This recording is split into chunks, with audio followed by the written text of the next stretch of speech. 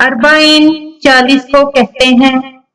20 सफर को इमाम हुसैन अलैहिस्सलाम की शहादत का 40वां दिन होने की वजह से अरबाइन हुसैनी कहा जाता है।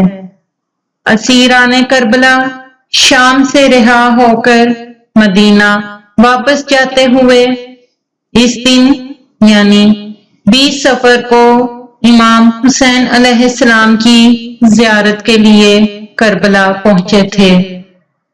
इसी तरह आकाए दो जहां सल्लल्लाहु अलैहि वसल्लम के मशहूर सहाबी जाबिर बिन अब्दुल्लाह अंसारी, जिनको इमाम हुसैन अलैहिस्सलाम का पहला ज़ाहिर होने का एजाज हासिल है, रवायात के मुताबिक 20 सफर को करबला आकर उन्होंने इमाम अलैहिस्सलाम की ज़ियारत की। बाज़ उलमा इस बात के मोतकिद हैं कि असीराने करबला इसी साल यानी 61 हिजरी को ही शाम से रिहा होकर इराक गए और वाक़या करबला के 40 दिन बाद 20 सफर को करबला पहुंच गए।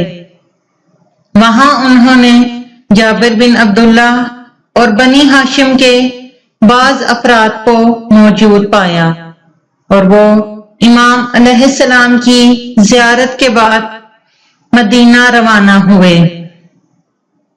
बाज़ उलमा शाम और इराक के फासले को मद्देनजर रखते हुए ये नामुमकिनात ख्याल करते हैं कि असीराने करबला आशूरा के 40 दिन बाद दोबारा करबला वापस आ गए हों, जबकि बाज़ उलमा इस वाक़े को अगले साल यानी 20 सफर 62 हिजरी को होने के कायल हैं।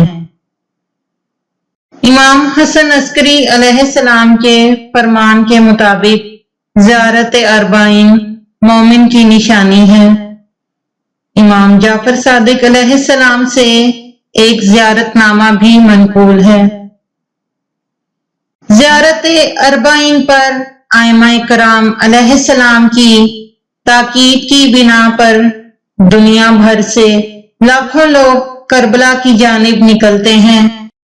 अक्सर ज़ायरीन पैदल करबलाए मुअल्ला पहुंचते हैं और ये रैलियां दुनिया की अजीम तरीन मजहबी रैलियां समझी जाती हैं।